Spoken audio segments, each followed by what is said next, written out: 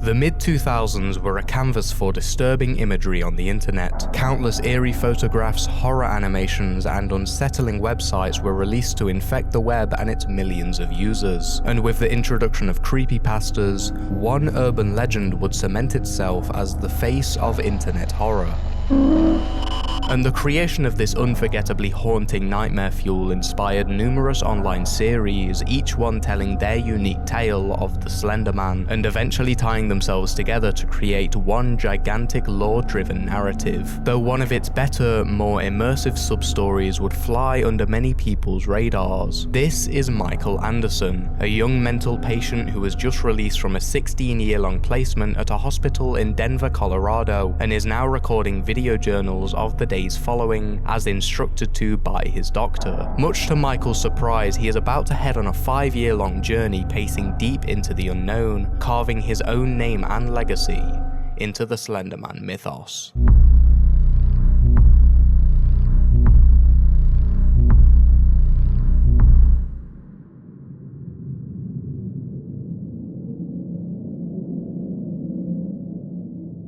In Michael's first 3 video journals, he discusses his turbulent sleeping patterns and complicated relationship with dreaming. For the most part, he is completely incapable of resting most evenings, despite being on prescribed sleeping medication, causing him to record a large majority of videos in the late hours of the night. But when he can sleep, he has a vivid, recurring dream.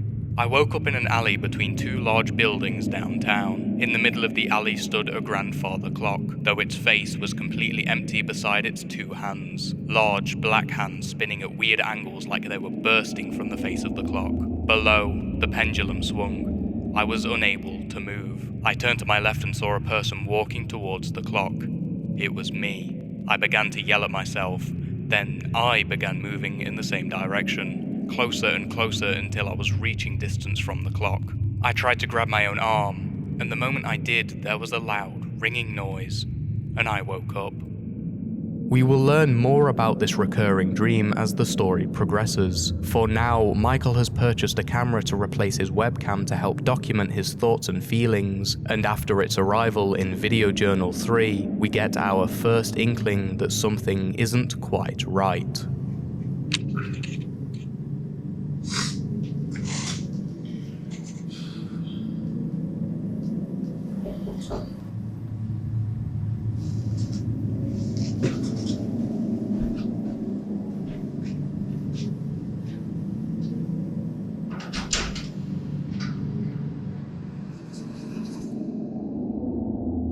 This footage would then be followed by a break in consistency, with a video simply titled Number 4, and a description reading, "I need to know if anyone can see this." In the video, Michael can be seen driving around in the darkness as he records his surroundings. I mentioned in my last video how I thought I was being followed. I thought I was being watched. I need to know that this isn't just in my head.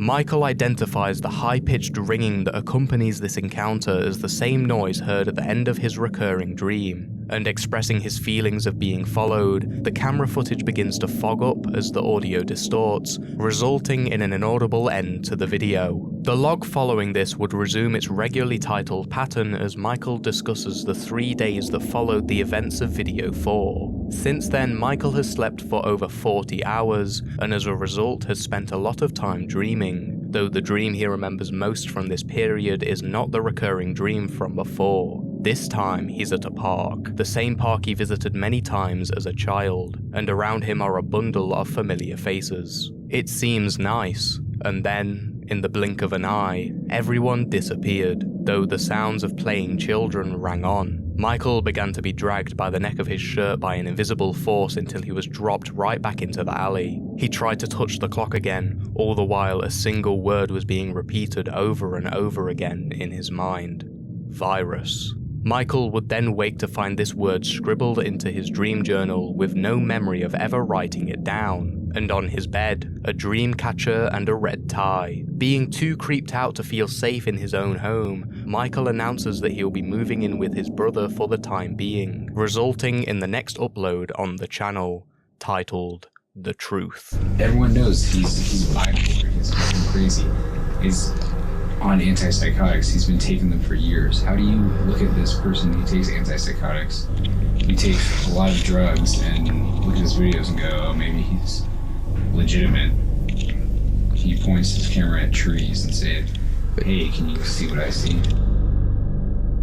In this 5-minute video from the 17th of February 2011, we are introduced to two new characters, Michael's brother Shaun and his roommate Eric, who are discussing the validity of Michael's YouTube videos, calling him crazy in reference to his taking of prescribed medication, specifically his taking of antipsychotics, which are often used to treat schizophrenia and bipolar disorder. Also revealing to us in this conversation that Eric and Shaun cannot see the faceless figure Michael claims he's being followed by, the strange, humanoid figure we're all familiar with.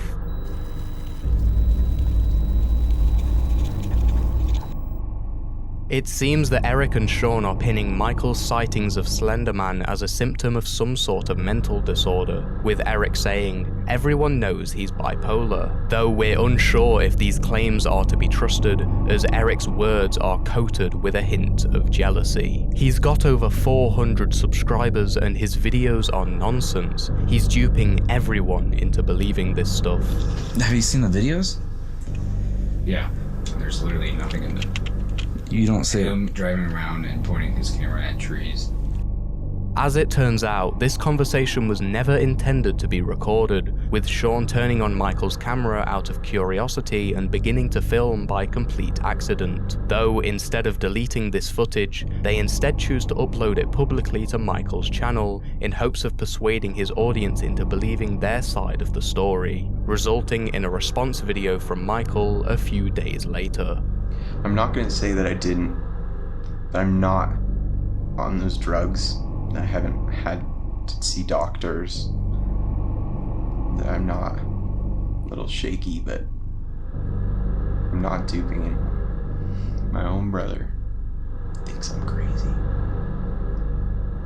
The one that's been with me through the doctors, through the medicine, through the therapists. The doorbell rings, preceded by a loud, continuous knocking. Upon opening the door, Michael is greeted by a concerned Eric. Shaun is missing, and he thinks Michael has something to do with it. In the depths of a heated argument, Eric threatens to call the police on Michael if Shaun does not return in the next 24 hours. 2 weeks later, Michael discovers a video left for him on his camera.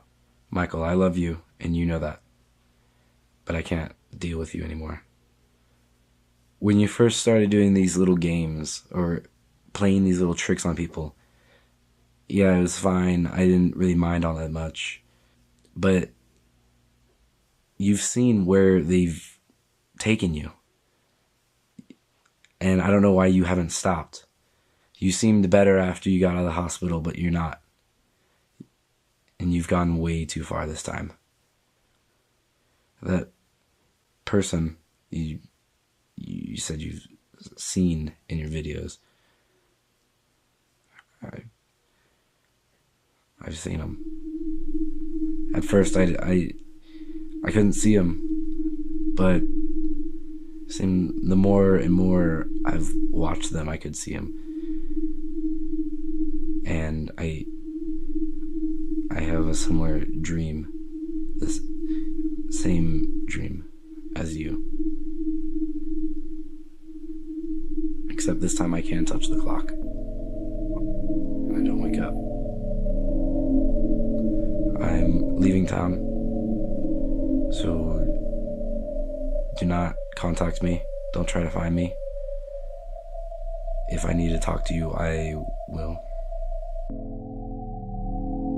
Within this video, Shaun discusses Michael's ability to project his thoughts and feelings onto other people, igniting this recurring theme that Michael is at grips with some sort of virus. At first, Shaun was unable to see Slenderman in Michael's videos, but the more he watched, the more he appeared.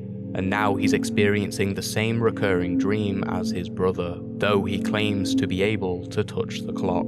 Going off of Michael's retelling of the clock dream, it seems that the more entangled he becomes in the situation, the closer he gets to touching the clock, which would mean that Shaun has watched these videos obsessively and is now in an even worse state than Michael, announcing that he's leaving town, asking to not be contacted, and ending the recording with a goodbye. The description of this video reads, "Shaun left me a video on my camera. I'll give an update explaining this soon." And 2 days later, video journal number 7, Come Home, would be uploaded.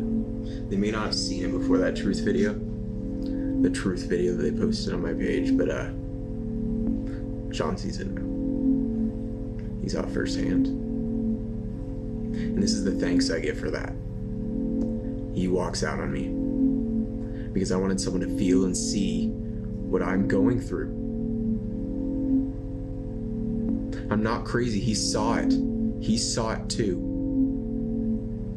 And bailed on his brother. I didn't want to hurt him. I didn't hurt him.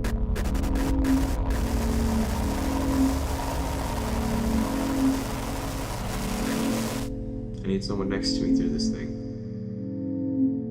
At the end of video journal number 7, Michael asks Shaun to come home, believing they won't be able to overcome this problem unless they work together. The sightings and video corruption are becoming worse as the days go by, and the two still don't understand what's causing it. It won't leave me alone. Do you believe me now? Please, Shaun, if you are watching this, forgive me.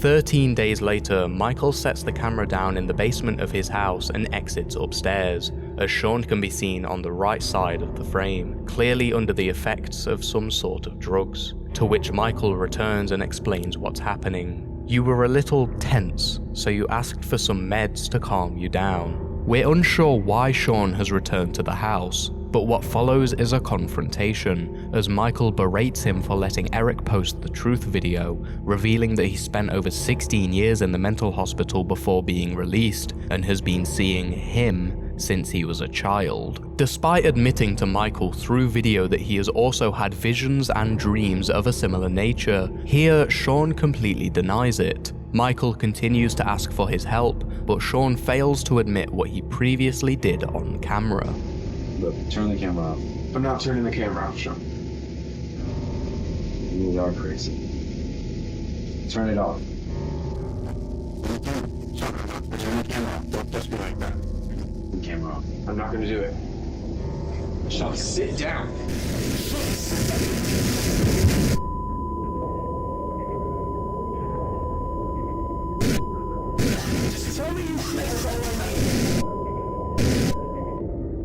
The next 6 days would pass silently until Michael received a text from Shaun asking him and Eric to meet him in an alley near a previous home. They drive to the location, tension filling the air, and park up. Though, upon exiting the car, Michael reveals that he was not contacted by Shaun like he proposed, and that he's once again gone missing with no clues to his whereabouts. Michael instead tries to talk to Eric alone. Though already panicked by Michael, things begin to escalate. I need you on my side for this. I don't know where SHAUN is. You don't know where SHAUN is? No, Eric, but there's a reason I brought you here. Come, meet. You don't know where SHAUN is. Eric, don't mar me here. We're here because I need to show you something. That's not right. That's not right. That's not right.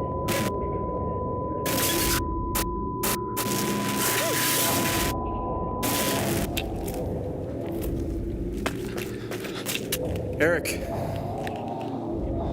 Despite his worries, Michael finds Eric alive, sat down in the garden behind a house, though he appears dazed and unresponsive, and with one last sighting, the two make a run for it, back into the alley where the recording ends. 10 days later, a video would be posted titled, "A Message from Shaun. I came home to this."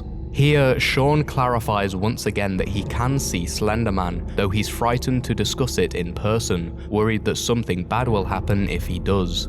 This thing wants to hurt you, and it's going to hurt me and Eric unless you forget about it. You need to forget about it.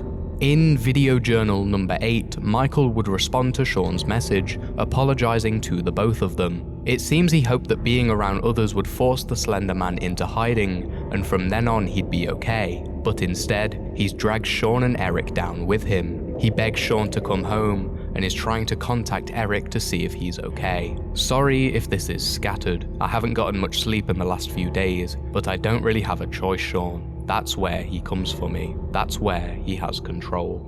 Although at this point he was not responding to Michael's many attempts to contact him, 4 days later, on the 13th of April, Eric would suddenly return, spiking a conversation about what happened in the alley, revealing that his memories of the incident are very sparse, only being able to remember the car ride there. However, having watched the footage back, Eric is now far from skeptical. I believe it happened, I just don't know what happened to me. This conversation would be interrupted by a single knock, diverting Michael's attention to the door, where another encounter would occur. Upon opening the door and turning around, the camera footage would once again begin to distort, revealing this shot, and running back through the house in fear, chaos would ensue.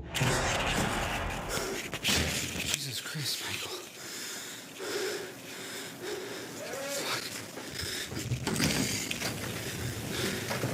Michael. Michael.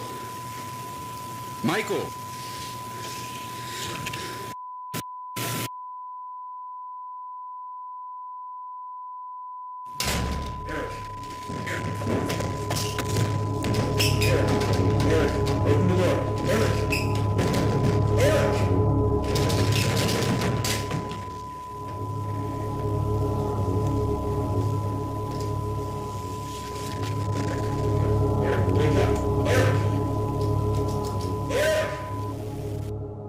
The description of this video simply reads, "Shaun is still gone. He wants me." Though we would soon see a 2-part follow-up entitled Homecoming. These 2 videos were uploaded in the wrong order as Michael was unable to access the memory card containing part 1 for a few days. But for viewing purposes, we'll be discussing these videos in their intended correct order, beginning with Homecoming Part 1. I was tipped off by a family friend that Shaun was staying with one of his friends named Dave. I showed up and talked with Shaun. As he was preparing his things to come home, he suddenly fell to the ground. Dave helped me get him home. Everyone is okay now. Eric and Shaun are staying with me at least until we figure out what happened to him. The initial moment of Shaun's collapse was not captured on camera, though the conversation that led to it was. Here, Michael confronts Shaun about his disappearance, having discovered he was staying with a friend for the past 2 months, 20 minutes away from Michael's house. He wonders why Shaun was reluctant to get in touch, though for the first time, the two begin discussing the situation at hand. In the past, Shaun refused to go into detail about what they were experiencing, believing it would be too risky, but now, he sees there's no choice. Michael wants to fight the aggressor, and he is able to convince Shaun to come home and help him, through a mound of persuasion and a slight hint of guilt tripping. I was alone in a house, by myself, going crazy for 3 weeks. You don't think I was looking for a way out?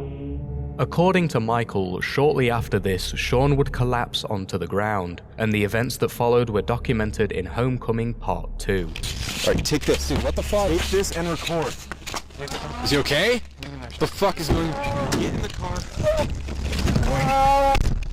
Dude, Shaun will get you. We have to go to a fucking hospital. No, we're getting to my house. Why would we go to your house? He's saying he's coming to my house. He's coming to my house. He's safe there. He's not saying anything. Michael! Make it stop! Okay, we're going to a fucking hospital. No, we're not! Yes, I'm calling 911 right now. We'll get you there. Just hang in there. I don't know what he was hearing, but he says it was like his head was splitting in 2. He's safe now, with me.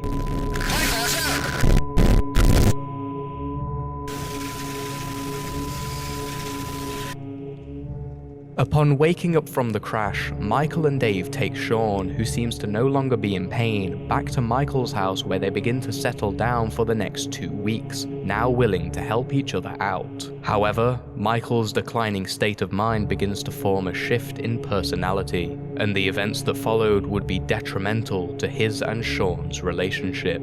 In the video Sleepwalking from the 8th of May, Michael can be seen exiting his bed in the dead of night and roaming around the house, brandishing a kitchen knife. At one point he seems to be experiencing the same pain that Shaun was during the homecoming incident, though quickly recuperates, entering the living room where Shaun is sleeping and waving the knife around him before lying on the floor. Shaun then wakes up, and the video ends. Feeling petrified of what Michael is getting up to in his sleep, Shaun acts fast, calling his old mental hospital for help, and a few days later, a video would be posted to Michael's channel titled Video Journal Number 9, 72 Hours. Shaun and Eric had decided that I should go back to the hospital. Putting me back on meds isn't going to make him go away. I'll be home soon. For the most part, Michael is correct in what he says in this video. Eric and I have placed him under 72-hour watch at his old hospital. I realise that this seems like an awful move, but we were left with simply no option after the events of sleepwalking coupled with every other night since I have gotten here. I can't sleep every night being afraid of my own brother cutting me up in my sleep, but I have no reason to justify myself to you all. Of course, he wouldn't go into this situation voluntarily, so we had to call a team from the hospital to come get him. He handed me this video file on a flash drive before they took him. He didn't say a word. A note that he wrote on the envelope read, "He was with me in here. He will be with me in there. Hope to hell that he won't be with you while I am gone. He isn't happy." I felt that putting up this message was only fair to Michael. Michael had been alone in the basement for the day and a half between when he stopped his meds and when Eric and I called MHCD. I don't know what he was doing, but he wasn't staying still. We kept hearing him talking. I am sure it was to him. I love him. He is my brother, but he needs those meds to stay with us and be able to fight. He stopped taking his quetiapine, for God's sake. Quetiapine is a form of antipsychotic used to treat depressive episodes as well as bipolar disorder and schizophrenia. It works by balancing the brain's serotonin and dopamine levels, allowing the person's mood to remain more consistent. According to Shaun, Michael has stopped taking his prescribed medication completely, meaning these chemicals in his brain will quickly become unregulated, causing a shift in temperament and an increase in mood swings and depressive nature. This big shift in temper for Michael would culminate in the following video, Going Away Present. We're sorry, Michael's not here right now. Please leave your message after the tone. Grabbing a glass of water and walking into the basement, Michael presents us with a tied-up Shaun, rolling on the floor, screaming, and sitting down next to him, an interesting interaction occurs. You see, Shaun, the thing I'm really taking issue with is, you keep calling me Michael. I'm kind of surprised you don't recognize me. They managed to keep me subdued, I guess you could say, for most of Michael's time in the loony bin. But we've met, Shaun.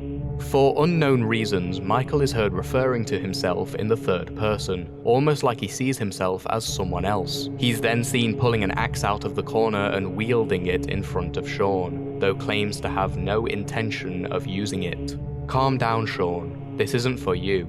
I wouldn't hurt you like that. Eric, on the other hand, might not be so safe. He then turns the basement light off, leaving Shaun to escape on his own, and exits up the stairs. The next video, Curtains Up, gives us some extra insight into Michael's strange shift in tone and change of character. The description reads, "Though our words are harsh, I rarely mean any of them. Not truly twins, but we're still the same. These are the powers who earthborn mortals save." The use of the word "our" in this message supports the idea that Michael's brain is being occupied by another individual. This and the constant referring to oneself in the third person could be a sign of a split personality. Though these hints aren't enough evidence to prove this case, Shaun would take it upon himself to find answers, tracking down a former patient and friend of Michael's from his days in the hospital, a new character by the name of Stormy. I got into contact with a girl who was in one of the hospitals that Michael stayed at. Her message said that they stayed in the same hall at the Overlook Psych Ward somewhere in Vermont when my family moved around that area of the country. SHAUN enters Stormy's apartment and takes a seat while beginning to ask her about her relationship with Michael, which, according to her, was nothing to be concerned about for the first month they knew each other, until things started to change. He would start blackmailing personnel. He would start getting personal info from the staff that no one could get. He would start getting violence and throw things and beat up other patients to where, the point where he was locked away from everybody. Did you mention his name? Did he change his name? He would call himself Patrick. The video then begins to distort, with an image of Patrick flashing on screen, sat alongside SHAUN before vanishing, followed by a high-pitched ringing and our first sighting in over 3 months. Upon appearing on screen, a subtle voice can be heard in the background whispering, "The clock is dead," followed by a loud continuous knocking in the hallway, which SHAUN begins to investigate.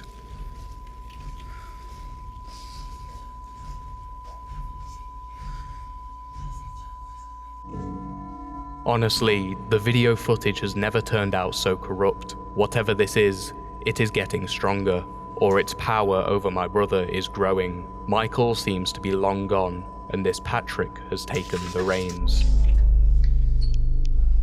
If we're right in assuming Michael has some sort of personality disorder, it would explain why he was seeing a second version of himself in his recurring dream. He wasn't seeing Michael, he was seeing Patrick. Nice of you to join us. What? Don't look at me like that. I'm your brother. What do Why you don't you do? take a seat? No, Take a seat. we're not going to take a Take a seat.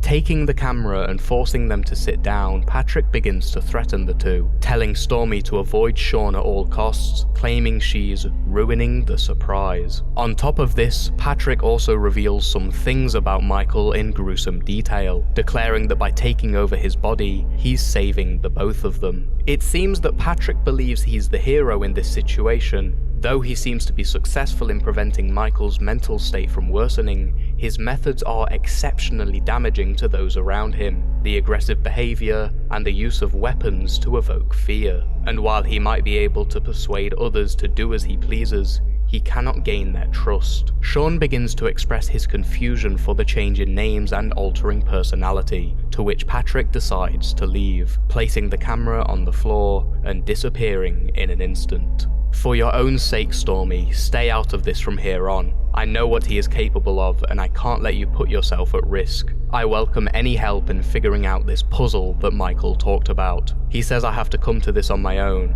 but I have watched all of his videos so many times and nothing stands out. I can't even tell where my brother ends and where this psycho begins. Help me, please, SHAUN. 2 weeks later, on the 17th of August, a video was uploaded titled Eric/Documents, in which SHAUN begins inspecting Patrick in the hopes of uncovering more of this mystery. And that's when he finds an abundance of text documents written by Michael, stored on his computer, each one being locked behind a unique, secure password. August 10th, 2011, 2:57 AM. I'll be keeping this document updated with any information I gather from Michael's computer. Right now I've tried virus, 72, 72 hours, time, and TikTok as the passwords, but there is no luck. If somehow I figure out what his password is, I'll post my findings. Until then, SHAUN. August 16th, 2011, 3:17 AM. Update 1. Found a document labeled February 2nd, 2011. I keep having the same recurring dream. It isn't the one I've been talking about. The bit with the clock and the two versions of me has changed, morphed into this simple, terrifying experience that flashes in front of my eyes every single time I close them. It's just the clock, sitting in that clearing in New Hampshire. The roots have overtaken it, and it has sunken into the dirt, but it just sits there, like it always did. That isn't the point though. This just means that it's starting again. As much as I fight back and deny it, This whole thing is happening just like it did 16 years ago. I can't see it ending any other way. I don't want to tell Sean. He wouldn't want to hear it if I did. I don't think that he would even remember, seeing as he seemed to block out every detail from the time before my parents put me in. Sean and I were very young when we found it. We stumbled across it playing in the woods like we always did, and being kids, thought nothing of it. It was broken, chipped, faded, and looked like it had been burned, but it still ticked. I remember using it as a base during one of our snowball fights, chunks of ice bouncing right off the bent hands and the broken glass, but still hearing the constant tick, tock, tick, tock. I think that might have been the first time that we saw him. Sean thought it was Dad trying to call us in for dinner, but I knew at first that something was different. The thing is, he never once threatened us. He never motioned for us, called for us, or so much as moved until we tried to go towards him. But I felt weird around him. Whenever he was around, I would become angry with Sean and supposedly lash out. Sean has told me over and over again that he was so sure about what happened on that day before Mum and Dad put me in, but I can't remember any of it. We were in the woods, and in the ambulance the next minute. He wouldn't even look at me, even as they took me away. I hurt him, and I don't know why or how.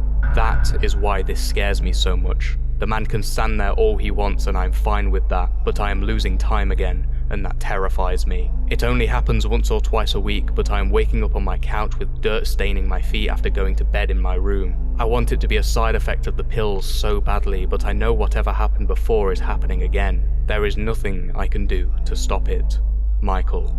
Turns out the password for this one folder was the clock. Need to find the passwords to the other documents now. I might need help. Sean. Upon unlocking this first document, Sean shows his findings to Eric. According to Sean, the clock that Michael could see in the woods didn't exist, and he has no memory of it ever being there, though Michael has believed in its existence his entire life, and it's likely what's been inspiring these dreams. Clearly, these clocks that Michael has been seeing hold a huge amount of importance, though neither the audience nor Sean can deduct why at this moment in time. Eric then hears a noise from inside the house, diverting Sean's attention. Already knowing who's here, he runs out to find him, and Eric follows cautiously. Michael. I thought it was me. I thought I was the one you wanted. The one who doesn't believe you, the one who questions you, the one who thinks you're crazy.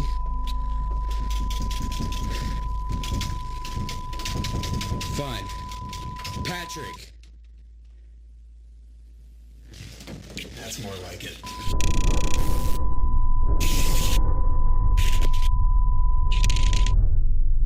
Eric's body is then dragged outside and Patrick begins talking to the camera, where he expresses a feeling of disconnection. There is something he needs to tell Sean, but for whatever reason, he cannot inform him directly, and it's taking longer for him to understand than he initially expected. Though Sean would like Patrick to be more upfront with him, he claims that his secretive nature is all part of his plan to keep everyone safe. Once again, his aggressive methods are hindering the trust between the two. Patrick then pours gasoline over Eric's body and threatens to set him alight, yet instead, he backs off, ending the video. Eric is in the hospital. I told them we were working on a car and it came off the jack. That excuse miraculously worked, explaining the hit on the head and gasoline. He keeps telling me to remember, but all I can find are pointless documents. This has to stop. I'm sorry, Eric.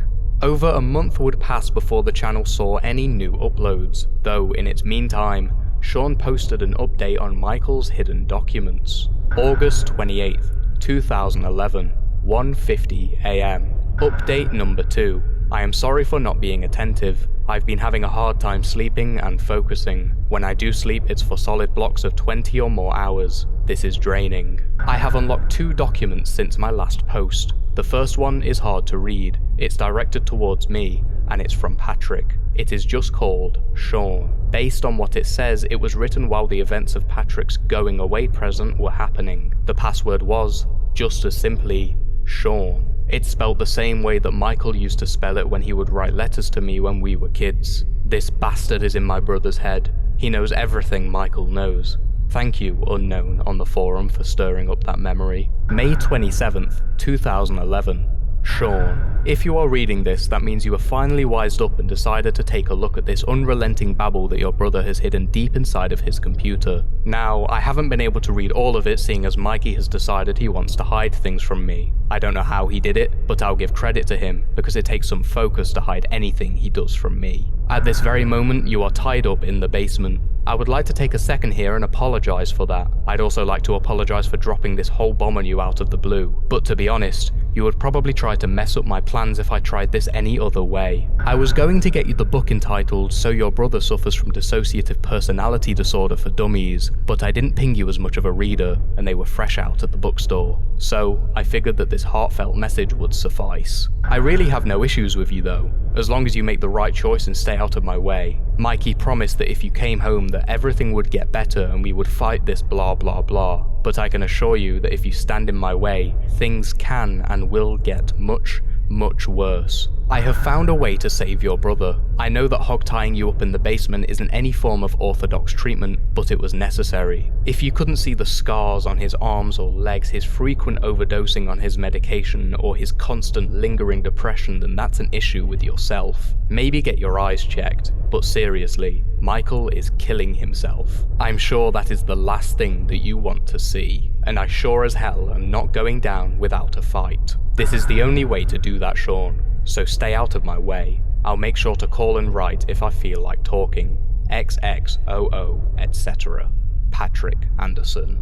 P.S. Send my regards to Eric. It's nothing against the guy, honestly. I just would rather see him in a body bag than up and walking.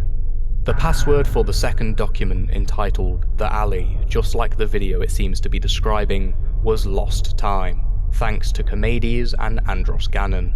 March 30th, 2011. I blacked out and it was all on tape. I have almost no recollection of ever calling Eric, meeting up with him, or driving downtown. I was filming in that video. I was talking. I was running, and I can only see clips in my head. I had no control. I am terrified to tell anyone about this. I sure as hell can't contact my doctor, even though he hasn't gotten back to me in about a month and most likely wouldn't care. Sean would stay wherever he is and never come back. Eric would call the police. He won't answer his phone. What did I do to him? What did it do to him? I cannot get that final image on that video out of my head. The way it cranes its neck. It was toying with us. This isn't the same thing I dealt with as a kid. From watching that video, I can feel it. Something has changed. It has never threatened me like that. I know it isn't all in my head now, and at least I can try to sleep with that in mind. But I don't want to sleep. What if I wake up somewhere else? What if I burn the house down? The only thing I can relate this feeling to is some parts of my time in the hospital. The drugs would put me out for days sometimes. I would have this feeling afterward, like I hadn't been out at all. People would talk to me like they had spoken to me that previous night, even though my doctors had assured me that I hadn't left my room. I'm losing my grip. I can't let this happen again. I need Sean back. I need him to help me. I need him to make sure I don't hurt someone. I can't hurt him. I would never hurt him. I did hurt him. I promise I won't ever do it again. He needs to help me find out what is happening. I can't do this without him. I need him. Michael. This was the last document ever uncovered for the remainder of the series, and our last look into Michael's thoughts and feelings when he is away from the camera. Just under a month later, Sean would upload a new video to Michael's channel titled Clearing My Head. Eric has since been let out of the hospital and is now doing better, though Sean wants to keep him out of this situation from here on out. For the past week, Sean has been driving around aimlessly, thinking about the clock, and trying to remember any details he can, following Patrick's guidance. In doing so, he has gone through all of Michael's old hospital records, hoping something will stick out to him. Yet he still barely remembers the clock, and turning the car back on to continue driving, Sean is met with a surprise. Gotta be fucking.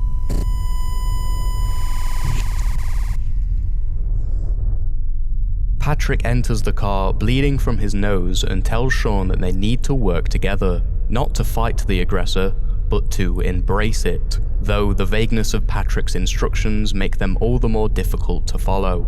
leaving Shaun even more confused than he was previous. Patrick also continues to talk about the damage that Michael did to his body during his time in the hospital, the self-inflicted scars and the liver damage from the persistent taking of antipsychotics. But most importantly, upon exiting the car, he tells Shaun that he's getting closer to an answer and to keep thinking about the clock. If you join up with me and we take advantage of the situation, I think you'll be happy with how this ends. On the 11th of October, a video titled Focus was uploaded to the channel. For Shaun, talk to Stormy, no time, Michael. The video itself appears to be a compilation of unseen recordings from Michael's camera during an 8-month period from January to August of 2011. Evidently, Michael has been in contact with Stormy this entire time, having met up with her on multiple accounts to fill her in on the ongoing situation. Throughout these recordings, we can see the harsh progression from the calm and collected Michael into the violent, destructive Patrick, as the camera begins corrupting under his hostile tone. In the last of these recordings, we discover that the meeting Shaun had with Stormy was controlled by Patrick. Upon discovering that she'd agreed to meet with Shaun, Patrick was sent into a rage, writing a list of answers to all of Shaun's potential questions and handing it over to her, threatening to hurt her if she doesn't say exactly what he wants. Meanwhile, Stormy is seen crying uncontrollably in the background. We've now seen another side of Patrick. First there was violence and aggression, and now manipulation. But these traits are unlike what we'll perceive in the next video, simply titled Patrick. To begin, we hear Shaun leaving a voicemail for Stormy, having discovered that she'd been set up to lie to Shaun. He now wants to learn the truth about everything, and putting his phone away, Patrick appears once again, grabbing the attention of Shaun and falling to the floor. He seems weak, barely able to keep himself up, but sitting down after being helped up, Patrick begins his usual ambiguous speech, though this time he also starts to apologize, both to Shaun and to Stormy. He seems sincere, though he recognizes that after all he's done, Shaun has no reason to trust him, and before there's a chance to cause any more trouble, he stands up and walks away, leaving a note for Shaun under his hat which reads, "The storm is coming." He wasn't the same this time. I can't make sense of anything that he was saying. Nothing of it made any sense. He was apologizing to Stormy, I think, and for what happened in Jersey, which makes absolutely no sense. Something is wrong with him, and I need to talk to Stormy as soon as I can. Shaun would follow up on that by visiting Stormy at her apartment in the next video. Here, Stormy provides an in-depth look into hers and Patrick's relationship, revealing that at his worst, not only would he manipulate the thoughts and feelings of others, but he'd also become physically violent. Stormy feels unable to trust Shaun, criticizing him for running away from Michael when he was struggling and forcing her to deal with him. Shaun, on the other hand, fails to understand how he is to blame, not knowing that she had been in contact with Michael at all until recently. And upon receiving a call and leaving the room, Shaun takes Stormy's absence as an excuse to snoop around her apartment, discovering a flash drive in one of the drawers labeled MLA. Do you care to explain this?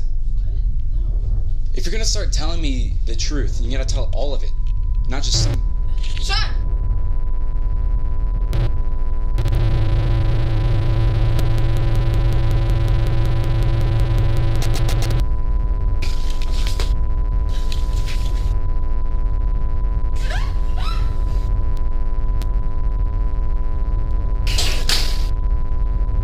Stormy!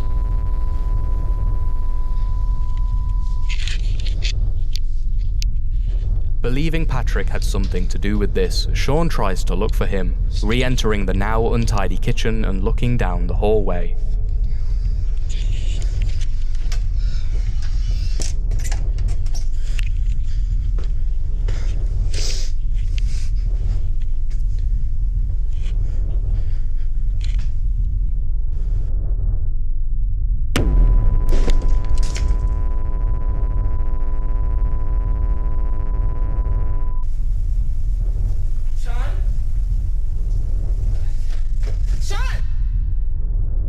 The description of this video provides some additional detail from Shaun. It felt like everything inside me was crunching in on itself. This was last night.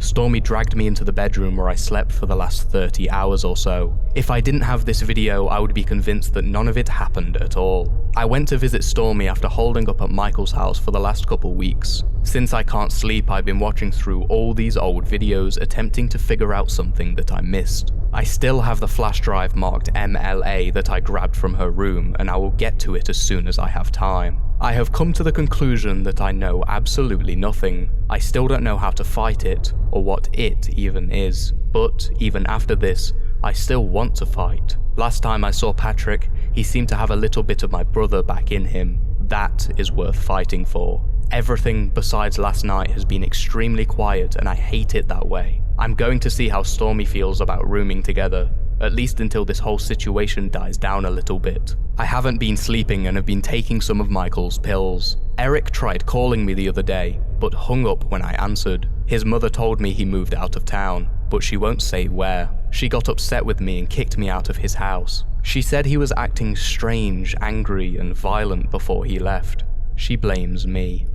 Upon returning home after his stay at Stormy's, Sean would investigate the contents of the flash drive, uploading a 9-minute long video to the channel showcasing more unreleased footage recorded by Michael, pieced together loosely. Some show disturbing footage of Michael during dark, depressive episodes, and others provide us with critical information. In one video, we see Michael in his car, calling his old hospital to speak with his former doctor, Elliot Mantle, only to be told that no such doctor has ever worked at the facility. Though, having claimed that Dr. Mantle was the reason he began his video journal in the first place, Michael obviously refuses to believe that this is the case. We discovered earlier that Michael has been taking prescribed antipsychotics since leaving the hospital, and here he's calling in to fill his prescription. But what if his medication wasn't prescribed solely for his depressive episodes and bipolar disorder? If Michael at any point had shown symptoms of schizophrenia, it would make sense as to why quetiapine was the chosen drug for him.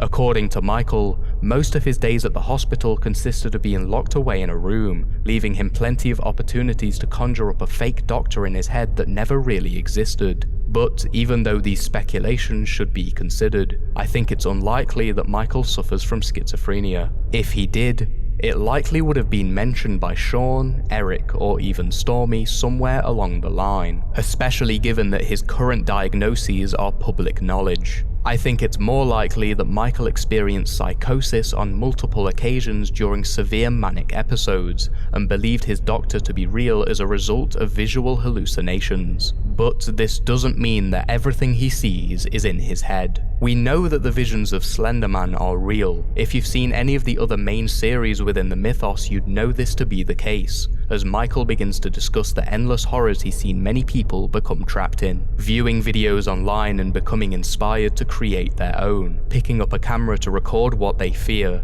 only to fall victim to the horrible truth. Michael says that he himself has become a target of Slenderman due to his growing curiosity, and if not for one critical event, none of this would have ever happened. Not long before he allegedly injured Sean when they were kids, sending him to hospital, Michael revisited the clock they'd found in New Hampshire on multiple occasions alone, and at one point, he stole the hands from the clock, the hands that mesmerized him and followed him into his adult years, appearing in his dreams on multiple occasions and beginning this long, eventful story. According to Michael, this is what started it all. The next thing he remembers is being accused of hurting Sean, something he doesn't believe he did, and from then on, everything began to spiral. I don't even see a point in uploading these videos anymore. I mean, why did I start doing it in the first place?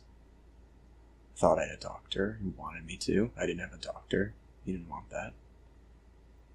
It's like, that's what you're supposed to do. All these other people out there who are dealing with something similar,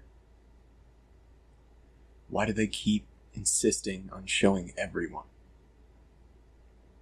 Because there's plenty of followers. There's plenty of people watching this shit and sitting back and hoping that it doesn't happen to them. You think it's interesting, so you pick up your camera and you start filming things too.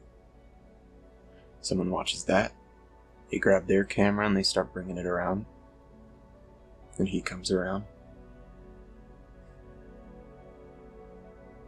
That's the virus. I can't just stop. I would stop, but how many more people would take my place? If I stopped, fucking Sean or Eric would pick up a camera and the same thing would happen to them. There's really no choice, you have to see it through to the end. This video is a message to me. I can vaguely remember the clock that he is talking about, but not in as much detail as he describes. Could it really have started there? I'm a wreck. I want him back. I want this all to have never happened. I want to change it. I wish I could change it. Sean.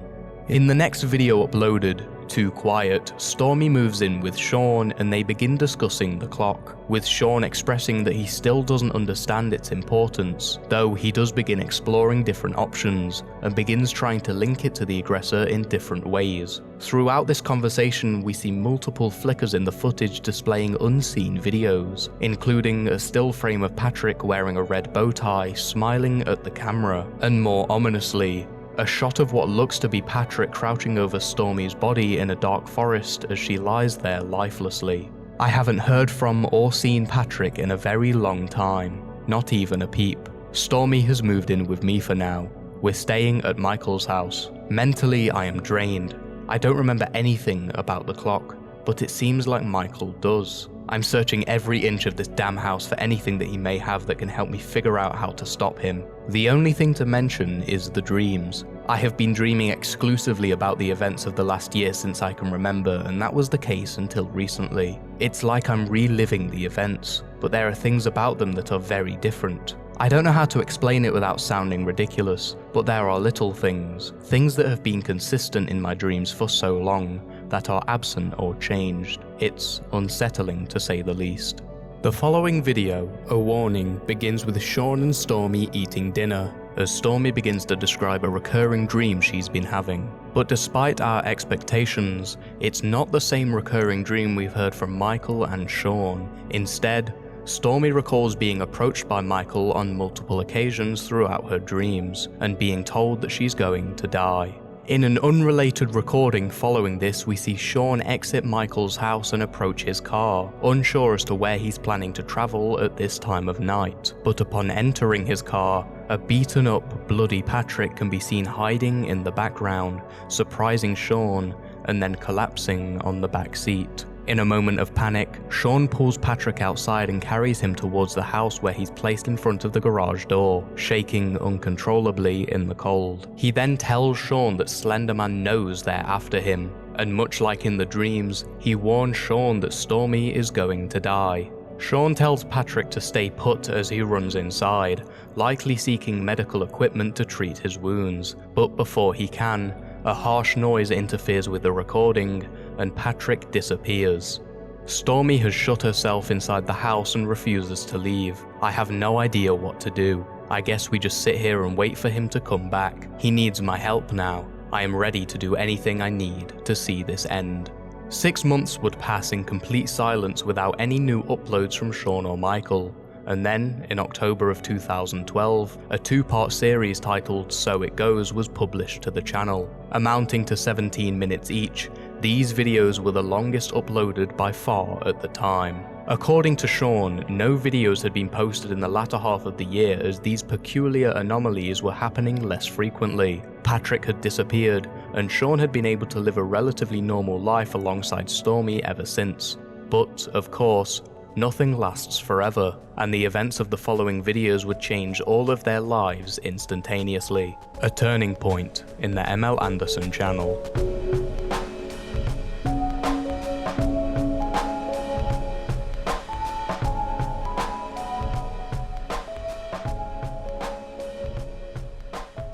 We begin with Sean searching through the basement of Michael's house. Having heard so much from Michael about the clock hands he stole when he was a child and then later lost, Sean claims to have searched the entire house in hopes that he'll be able to find them, now in the belief that rediscovering them will somehow help them piece things together, as according to Michael, it was that clock they found as kids that triggered every event that's happened since. Sean and Stormy are seen discussing the likelihood of finding the hands, and through some playful interactions, we learn that the two are now in a relationship, supporting Shaun's claims that life has felt normal these past few months. Upon investigating a noise heard in the basement, the two discover a cramped, compact storage space referred to as the CRAWLSPACE, the only part of the house that hasn't been investigated. The noise heard was revealed to be a music box playing the song Memory, composed by Andrew Lloyd Webber for the musical Cats, which premiered in 1981. The song choice itself doesn't seem to hold any deeper meanings within the series, but Stormy does grow attached to it, as the song echoes through every scene she's in following its discovery.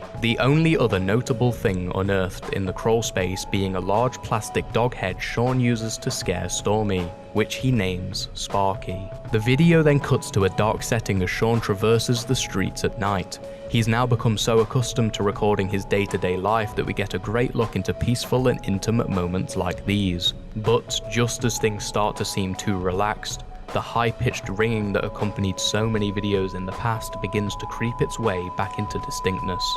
Holy shit. Holy fuck. Why do you have to scare me like that? God damn. We need to talk. Let's go. Hey, did you hear those though? Did you hear that? Where the hell have you been? For the first time in over a month, Patrick makes a return, rambling on about how unsafe it is for Shaun to be wandering around at night. Whilst holding a pocket watch, Patrick is heard asking what date it is, and as Shaun replies, May 10th, Patrick becomes overwhelmed with confusion, unable to comprehend how Shaun could be with Stormy on this specific date. As we begin to wonder if Patrick has been engaging in some sort of traversal through time and space, he tells Shaun that Slenderman has forced him to experience every possible alternate timeline of his life, and that every single timeline results in the death of either Shaun or Stormy, explaining the sudden brief appearances he makes every couple weeks and the little time he has to talk to Shaun during those moments. Patrick will appear in the most unforeseen locations, usually wounded after an encounter, before vanishing completely after a small, vague conversation. But this time, things were different. Patrick had entered a timeline where for once he wasn't injured, and those around him seemed to be in little to no danger, quickly recognizing that this would be the one and only chance to save everyone. Shaun, having been left with no answers just a month before this, is reluctant to believe anything Patrick is saying. Yet, after being told to stay indoors and keep Stormy and himself safe, Shaun accepts a hug from Patrick before he walks off into the distance. The following month would pass like a breeze, as Shaun and Stormy enjoyed their time indoors as told to by Patrick, until a familiar face appeared in the house once again. But this time, it was Michael, embracing Shaun and claiming to be doing better. Upon sitting down to catch up, Michael retells the events of checking himself into a facility located in Fort Collins where they helped him get back on his feet. He was now back on medication and being treated properly by a doctor. It was only during a brief weekend after being allowed out of the facility where he recalls blacking out near a hotel, allowing Patrick to take the reins, where through the traversal of time, he was able to make multiple appearances in Shaun's life. For most of the preceding year, Michael has spent his time improving his health, and now the two were reunited. But while this video seems to end on a good note, its description is far more mysterious. I am so sorry it has taken this long to get back to all of you. Everything was back to normal, and then suddenly, it just wasn't at all. The second part will be uploaded tomorrow, if all goes well. I am still debating uploading the footage, but a part of me feels like it needs to be shown, if even for my own closure. The hotel room in Newark is quiet, and I am drunk, but you all deserve to know, at the very least, this part of the story. I want to kill it. I will kill it. Shaun. I didn't mean to snap, it's a dream. I had a dream I was fighting a fucking dragon last night, you know? Yeah, but I mean, when you have something that serious, You have a dream where you're falling and dying all the time. That doesn't mean you're falling off a fucking statue or something. I mean, the way that she's described it to me, I mean, it's pretty serious, right? Yeah. Stormy, you don't think you're gonna die? Well, it was realistic. That's the thing. Have you ever had a dream where you wake up and you feel like absolute shit. Exactly. Yeah, I know. The whole day.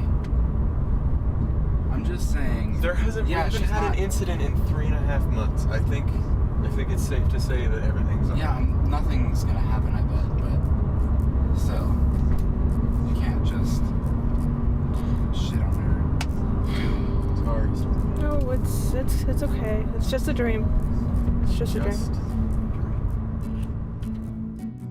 In the beginning of part 2, we see Michael, Shaun and Stormy all together, discussing the current normality of life, not having experienced anything out of the ordinary in over 3 months. As the video progresses, we see the three enjoying themselves. Shaun teaches Stormy how to use his old camera, Michael and Shaun get drunk and sing songs together, and lastly, Shaun is seen calling Eric, asking if he'd like to be part of their lives again as they settle back down into their routines. Everything's normal here, Shaun says, as the camera begins to glitch once again.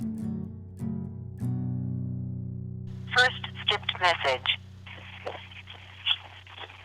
Shaun, you have to come home, right?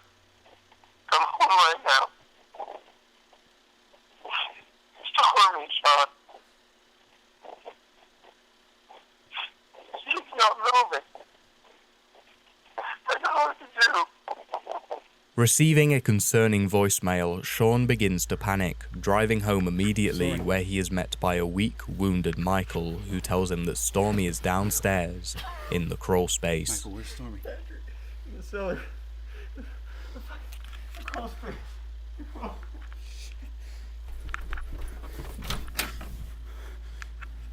Story!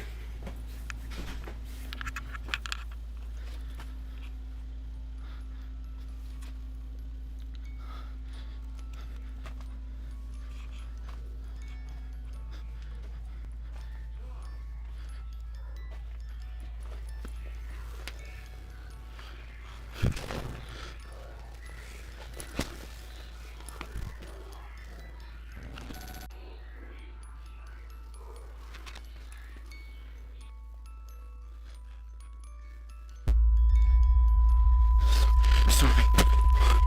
Stormy, look at me. Stormy. Okay. Stormy.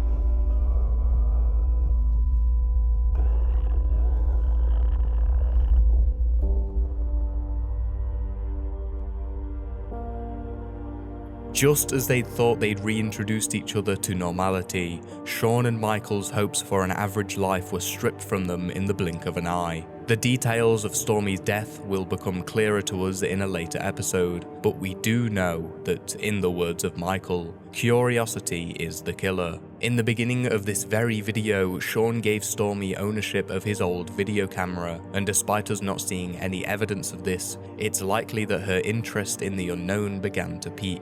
and her visions of tall, otherworldly figures led her to the crawlspace, where she'd become victim to the virus. However, as Michael was also physically injured at the scene, we're unsure if he or Stormy was the target of the attack, which paints two very different pictures in our heads of what went down in the basement of the house. Either Stormy was the focus of the attack, being killed fairly quickly due to her lack of experience as Michael tried to save her, or Michael was the focus, and understanding the true intensity of the attempt on his life, used Stormy to shield himself, selfishly allowing her to be taken instead. As we're uncertain if this is the case, we should refrain from considering either option as the truth. As a result of Stormy's death, Shaun and Michael move nearly 2,000 miles across the country from their current home in Denver, Colorado, back to New Jersey where they lived growing up. We're moving back to the East Coast in search of something that may or may not be there, buried 10 feet in the ground, in hopes that it will end all of this. Almost 9 months would pass after moving before the upload of Michael's next video, Video Journal number 10, A Fresh Start, allowing the two to settle down, get jobs, and become comfortable living in a new but familiar place. Michael plans to keep posting video journals, not to keep track of his health, but purely to express his feelings, and after a quick catch up with the audience that he hasn't spoken directly to in almost 2 years, the video cuts to black. But that isn't where it ends. You do this every goddamn time. You try to make me feel like every single thing is my fault. This isn't. This is a power outage. No. No.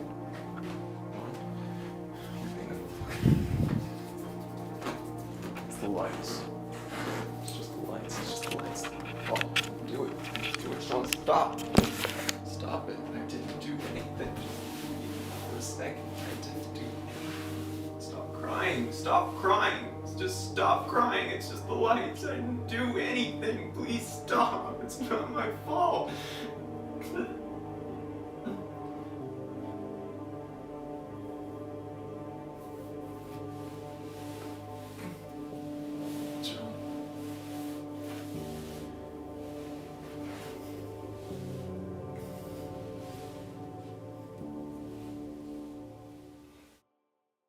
And thus, the search for the clock would begin.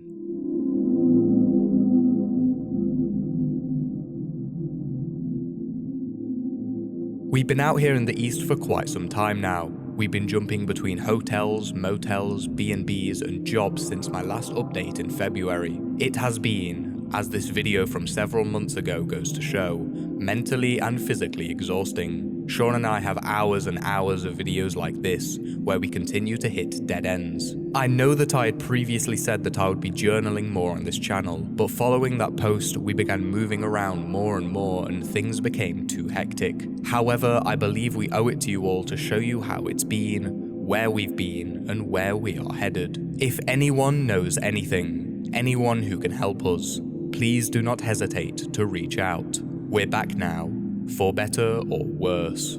The next 3 videos uploaded would encompass 20 minutes of footage in which Shaun and Michael search for the clock hands in New Jersey, with Shaun becoming visibly frustrated at the end of no luck, expressing his deep desire for a normal life. It's clear that he still misses Stormy and is unwilling to forgive what killed her, but regardless, he sees this search as a useless expedition, struggling to see its worthiness. As much as he wants to fight for a chance at peace, he knows what little chance they have, as the cards are very much stacked against them. Michael, however, attempts to comfort Shaun, believing they're on the right track. In The Hand, the two check into a cheap motel in a new area, highlighting its less than ideal qualities before heading to sleep, ready for the day ahead, which would consist of more blind searching, holding on to whatever hope they had left. But this time, in the snow. After an unspecified amount of time, they both mutually agree to head back to the car and continue tomorrow, likely drained of this monotonous task. And it's upon reaching the car that Shaun discovers something. Dirt cheap, like the hotel. So that'd be good.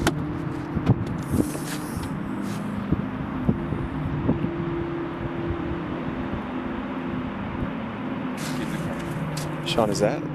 Michael, get in the car.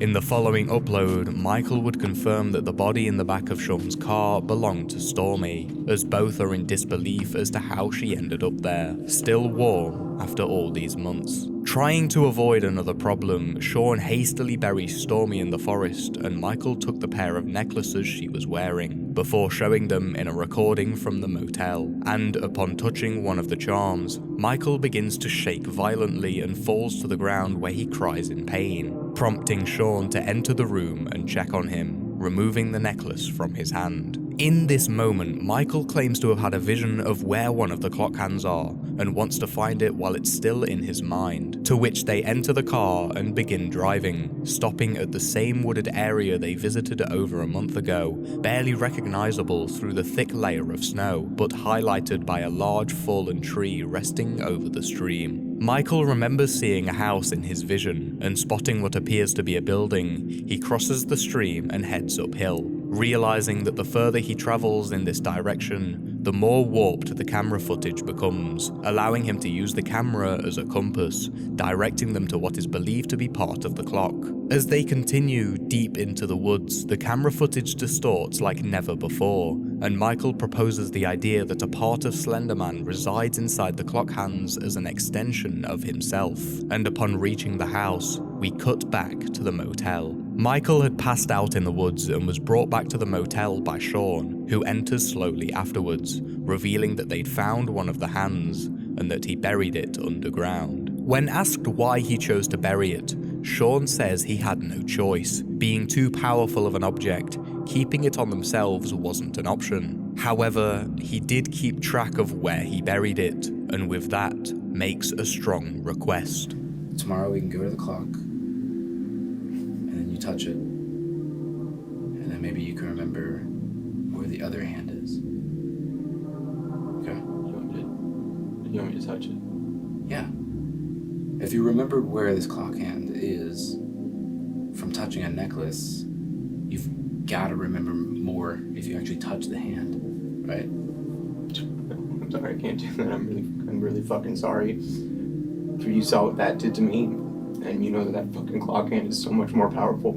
Are you kidding me? It could fucking kill me, Sean. It could hurt me really bad. It could fuck me up, and I don't. It could hurt you? Sean, I just don't want to fucking touch it.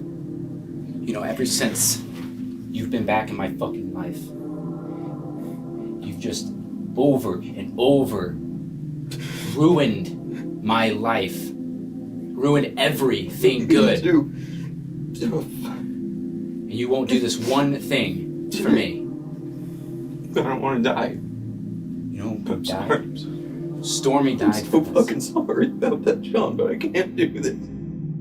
Sean has become riddled with obsession, unable to control his actions to the point of betraying his brother. Despite claiming he wants to protect people from the clock and its dangerous properties, he has no problem asking Michael to potentially sacrifice himself, using Stormy's death to guilt-trip him into feeling worthless, portraying death as a necessity in continuing their journey. While before it always seemed like Sean was the one attempting to help Michael, the tide has now completely turned. Sean begins yelling, "You won't do this one thing for me," proving to us his true motives. Rather than assisting Michael with the problem that was his to begin with, he's taken the role of the victim. He's the one that lost his other half, so he's the one that needs help, the one Michael should feel sorry for. He then exits the motel, leaving Michael alone, and enters his car, beginning a long drive into the unknown. This video, Brotherly Love, would be followed 3 days later by an upload simply named Hello,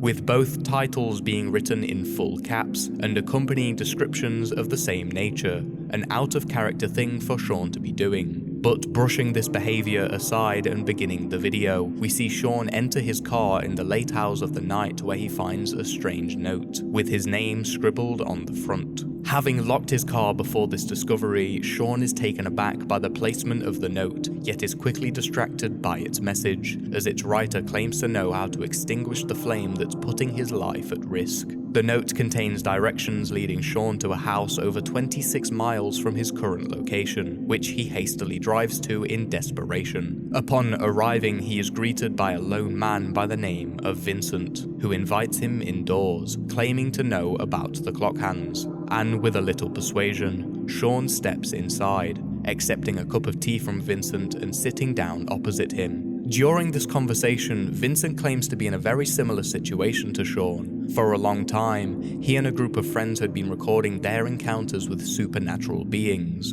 and now only him and his so-called partner are left. According to Vincent, much like we presumed in an earlier video, the clock is an object that acts as protection for Slenderman, allowing him increased strength and defense from those who try to hurt him. We're unsure how many objects are out there that provide him with reinforcements. However, since the clock has been damaged and has had its hands ripped from the face, it leaves Slenderman ever so slightly vulnerable. And as more of these items are destroyed, he will become increasingly weaker. The objects discussed are described as familiar, appearing like everyday objects you'd find in your day-to-day life, such as a grandfather clock, but, as stated by Vincent, are not from our world, much like the monsters themselves, and much like his partner. As we see in this accompanying video from the channel EverymanHYBRID, Shaun sits up from the chair, barely able to control himself as he begins to lose his balance. As before this conversation, Vincent had spiked the tea with 250 milligrams of trazodone, an antidepressant medicine known to cause drowsiness and improve sleep. And realizing its effects had started to kick in, they both pass out, with Shaun falling to the floor.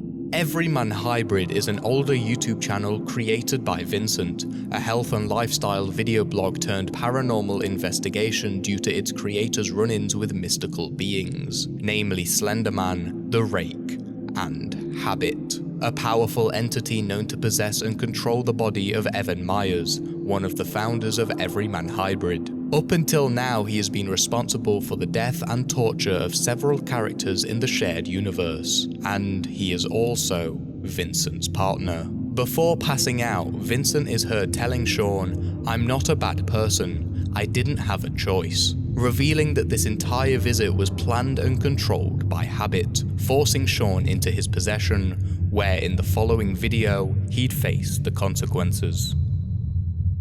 The room is dark. All that's heard is faint, disjointed breathing, followed by the thunderous footsteps of heavy boots. The light turns on, and Habit towers over Shaun, having been tied up and left in the attic as Vincent watches from behind. Shaun begins to shout and plead, declaring that these actions are unnecessary, though, according to Vincent, they're only there to ask Shaun a couple of questions that he fails to cooperate with. When asked where Michael is, to Habit's disbelief, Shaun says he doesn't know, prompting a discussion about him where Habit begins the torment.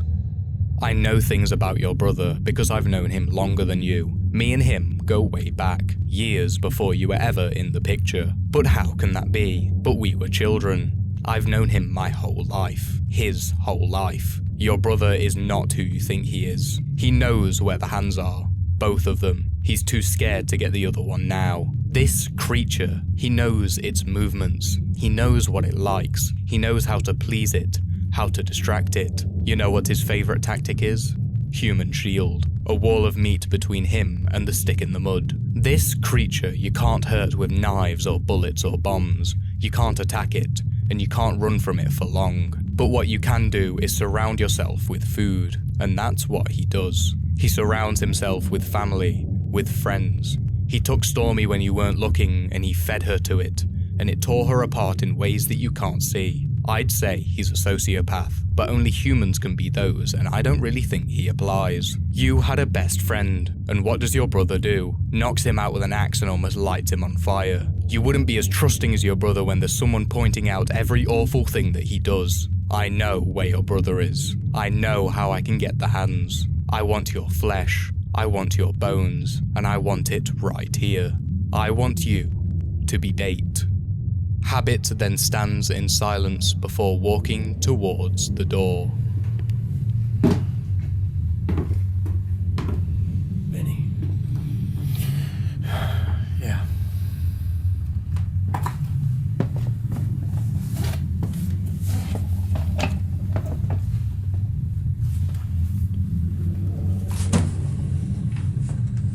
Take the night off. This one's mine.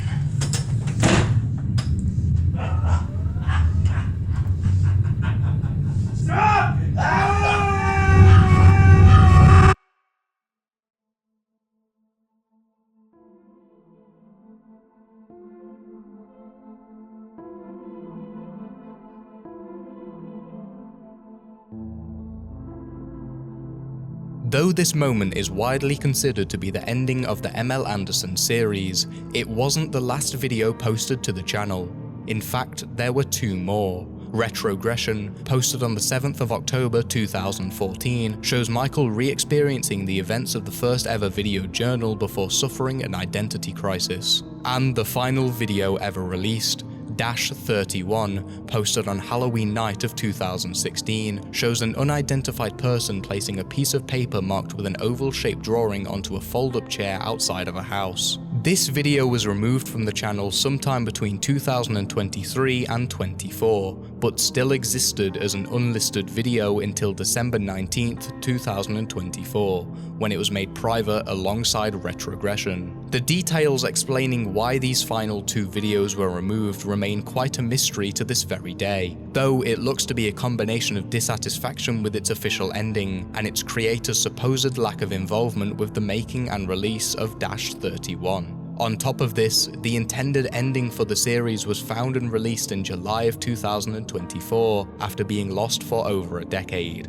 now referred to as the missing scene, Patrick and the Habit. Although there are technically 4 different videos that could be considered endings of the series, and despite its creator's original intentions, only one is considered canon. That, of course, being Goodbye. Although it was planned for Patrick to be killed off by Habit in the proposed ending, as this revision never saw an official release, it technically never happened, cementing Michael/Patrick as the only survivor of the original group alongside Eric, who hasn't been featured in an episode since August of 2011. With its main character's death being so far unconfirmed, a mound of opportunity has been left for a potential relaunch of the series, which has been hinted at multiple times over the past year with the appearance of several community posts on the official MLAndersen YouTube channel. But with no appearances in over half a year, it's difficult to predict a return. The story has continued throughout its many crossovers, however, mainly within EverymanHYBRID. In its following videos, Vinny has attempted to leave Habit's side, shameful of the people he's helped kill, revealing to us that Habit killed Shaun by cutting him up with a chainsaw. Vinny also discovered a grandfather clock in a wooded area in late 2016, though it appears to be a different clock to the one from Michael's memory. Its most important crossovers, however, appear in the form of a popular thesis from the Slenderverse most know as iteration theory, the idea that many of the characters within its universe have multiple variations of themselves, all of which are trapped in an endless repeating cycle of torture and death. Every member that dies is replaced with their next iteration, and with Habit explaining that him and Patrick have known each other long before the birth of Shaun, it can be assumed that Patrick Anderson is a part of the iteration cycle, supposedly having existed for decades, partly due to his ability to travel through time, or more fittingly, travel beyond the current iteration loop, landing 2010's Patrick in 1993 where he'd play a key part in the Princeton iteration, a moment in time between the late 80s and early 2010s, documented by an older iteration of Vinny in what is known as the Princeton tapes. This is where the MLAndersen story becomes quite foggy and oftentimes confusing, as we are no longer able to approach it as a standalone series. To understand absolutely everything, you'd have to familiarize yourself with every other core ARG within the Slenderman mythos, and even then, the majority of its stories are still shrouded in mystery, with its plot lines held together with loose theories and generalized interpretations. Needless to say, there's a lot to uncover. But regardless, in 2018, a pair of users from the EverymanHYBRID Discord server found themselves receiving or finding parcels containing tapes and USB drives in what was eventually pieced together to form the Princeton Tapes Collection, a 3-hour-long documentation of Vinny's experiences during the Princeton iteration, and 2 of these tapes include audio or phone call recordings to Vinny in 1993 from none other than Patrick Anderson. In entry 14 of tape 3, Shot in the Dark, Patrick leaves a voicemail regarding a tower by a lake, intriguing Vincent, who's been having repeated dreams about a location of the same description. Upon arriving at said tower in Princeton, New Jersey, Vince discovers a bottle of pills, a mobile phone, a note, and a grandfather clock, all of which were left there by Patrick, concluding in entry 17, Tower on the Lake. The table has a clock with broken hands. And something else. What's... Hello? Hi, is this, Vinny? Hey, bud. No, you don't have to say anything. I know it's you. I just wanted to have a chat with you real quick. Because I've seen what you've been doing, and I'm liking it. I'm liking the motivation and everything like that, but...